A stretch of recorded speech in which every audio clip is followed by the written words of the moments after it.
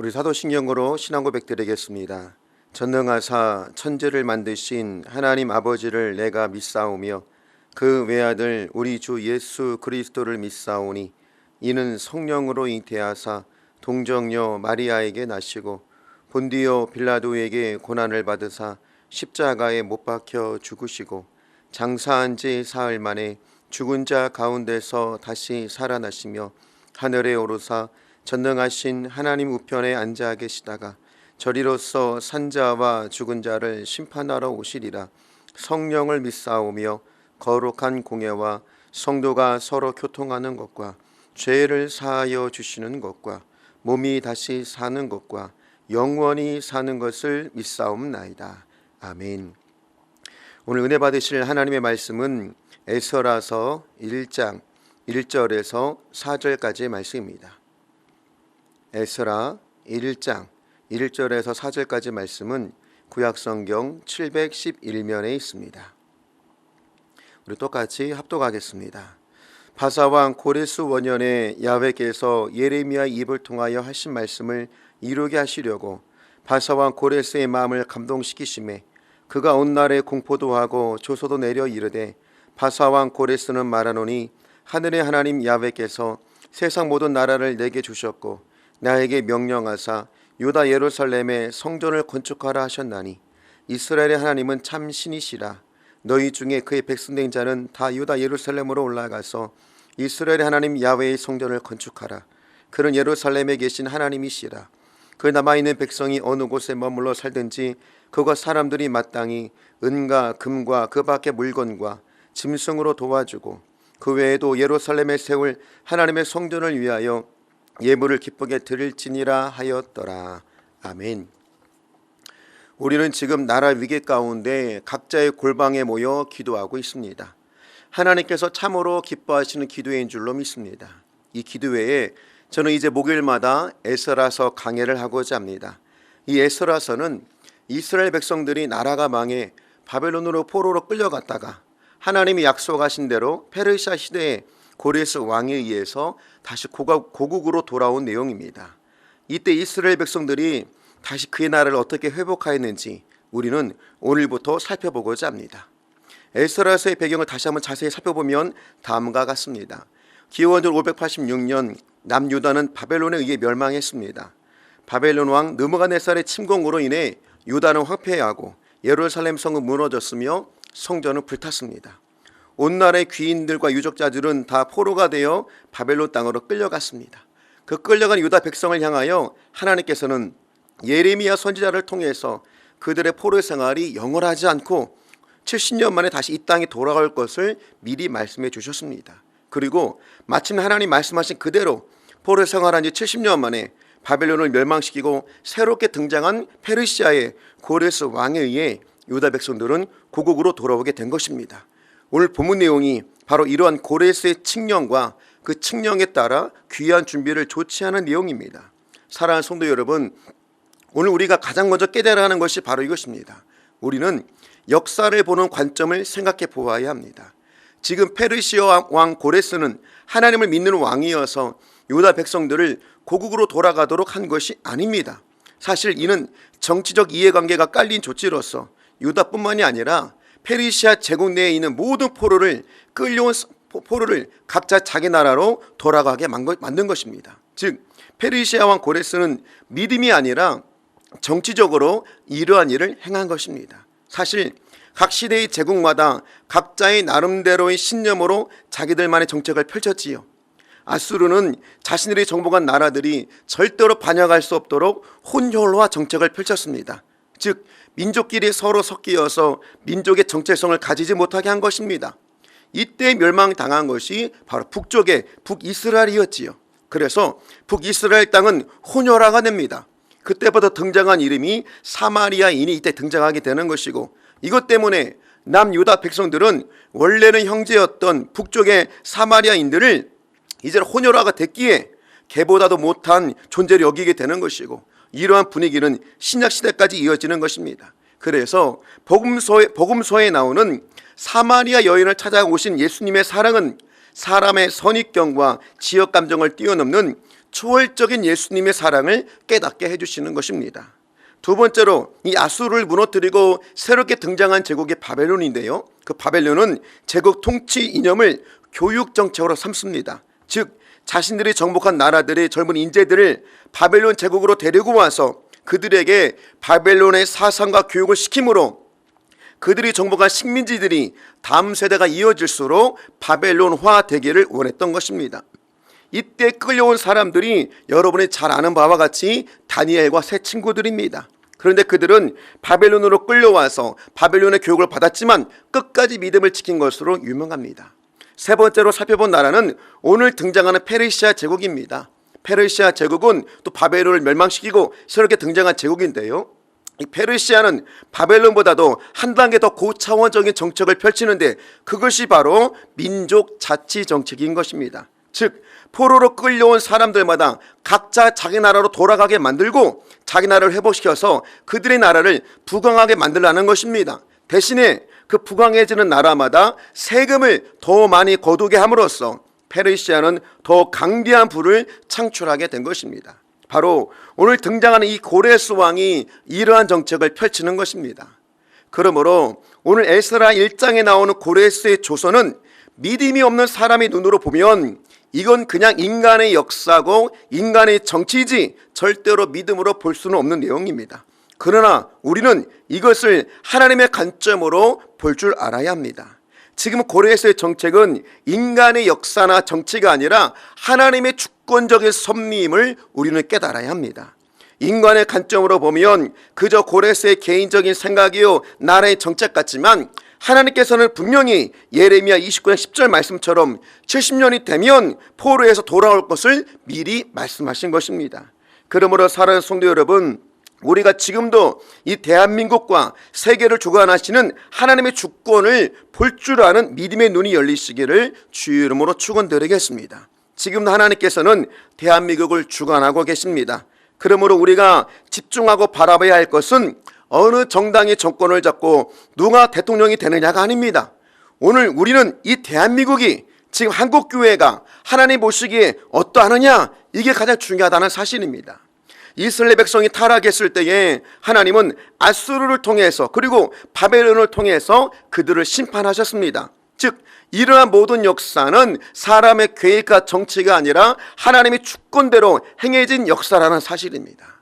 그러므로 현재의 대한민국의 위기도 그리고 앞으로 우리 대한민국의 희망도 지금 청와대나 국회에 있는 것이 아니라 오직 하나님께 있음을 다시 한번 깨닫기를 주님으로 축원합니다. 그러면 하나님의 눈은 저들의 정치나 국회에 있는 것이 아니요 지금 하나님의 눈은 오직 그의 백성에게 있음을 우리는 깨달아야 됩니다. 역대하 7장 14절에 이런 말씀이 있습니다. 내 이름으로 일컬어지는 내 백성이 그들의 악한 길에서 떠나 스스로 낮추고 기도하여 내 얼굴을 찾으면 내가 하늘에서 듣고 그들의 죄를 사하고 그들의 땅을 고칠지라. 그러므로 가장 중요한 것은 청와대나 국회가 아니요 세계 정세나 전염병이 중요한 것이 아니라 지금 가장 중요한 것은 우리 교회가 또 주의 종들이 우리 하나님의 백성들이 다시 거룩해지는 것입니다. 우리 하나님의 백성들이 빨리 죄가 기회를 해서 돌이키는 것입니다. 주의 종이 주의 종답고 하나님의 백성이 하나님의 백성다워져야 되는 것입니다. 이제 진실로 교회가 교회가 되고 예배가 예배되어야 되는 것입니다. 그래야 하나님이 이 땅을 살리실 것입니다. 왜요? 하나님 말씀하셨기 때문에 이 땅을 고쳐주심을 믿기를 주님으로 축원합니다. 소돔과 고모라가 왜 불로 심판을 받았습니까? 그 땅의 음란과 죄악의 문제가 아니라 그 땅에 의인이 10명이 없는 것이 문제였습니다. 지금 대한민국의 문제도 마찬가지입니다. 이 땅의 죄악은 원래 죄가 많았습니다. 그러나 문제가 무엇입니까? 하나님의 백성들이 그 의인이 그 사명을 잃어버린 것이 문제가 되는 것입니다. 물론 우리는 지금도 교회에 모여 예배 드리고 기도하며 헌신 봉사하지요. 그러나 하나님이 보시는 것은 우리의 기도와 금식과 헌신이 아닙니다. 회개가 없는 예배, 회개가 없는 기도, 회개가 없는 헌신과 봉사는 하나님이 받지 않으심을 우리는 깨달아야 됩니다. 이스라엘이 하나님께 멸망하기 직전에도 똑같았습니다. 하나님은 아모스 선지자를 통하여서 이렇게 말씀하셨지요. 아모스 5장 21절 23절 말씀입니다. 내가 너희 절교를 미워하여 멸시하며 너희 성회들을 기뻐하지 아니하나니 너희가 내게 번제나 소제를 드릴지라도 내가 받지 아니할 것이요 너희 살찐 희생의 화목제도 내가 돌아보지 아니하리라. 내 노래소리를 내 앞에서 그칠지어다 내 비파소리도 내가 듣지 아니하리라.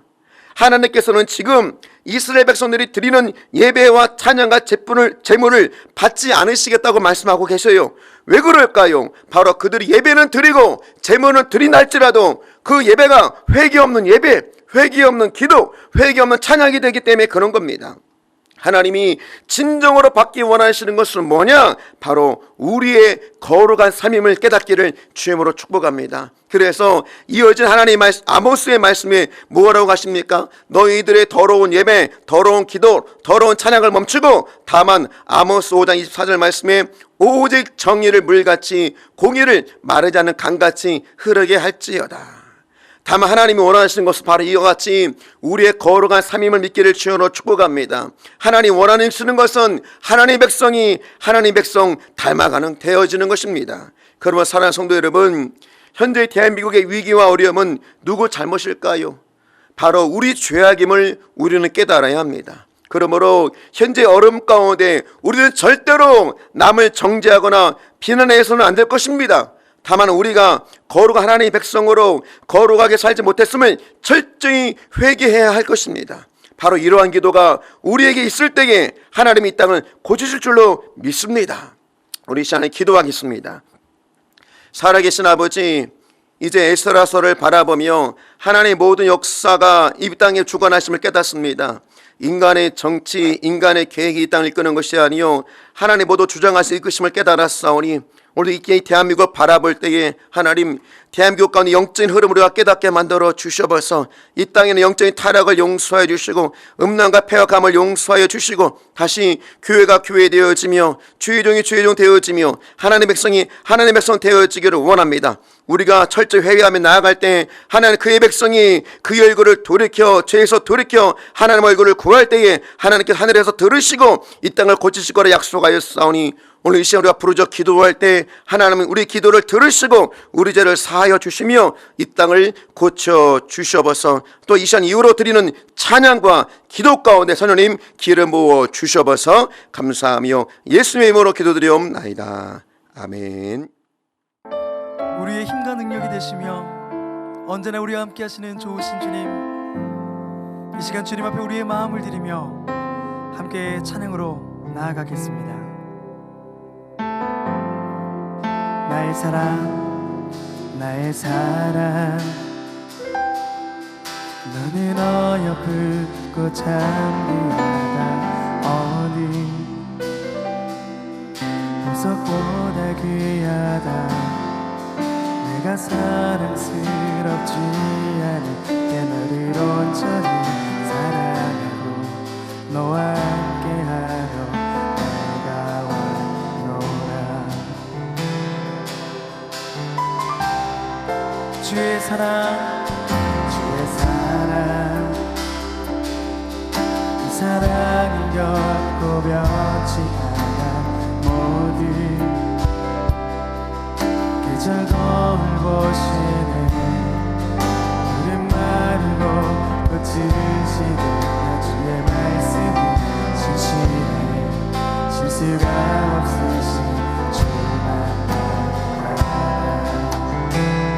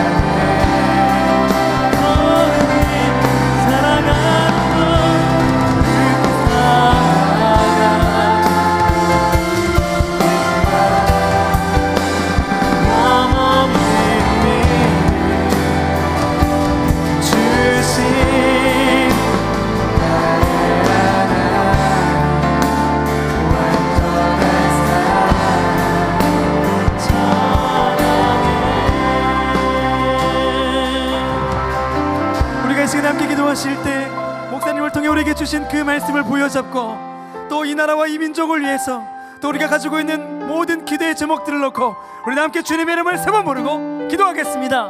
주여!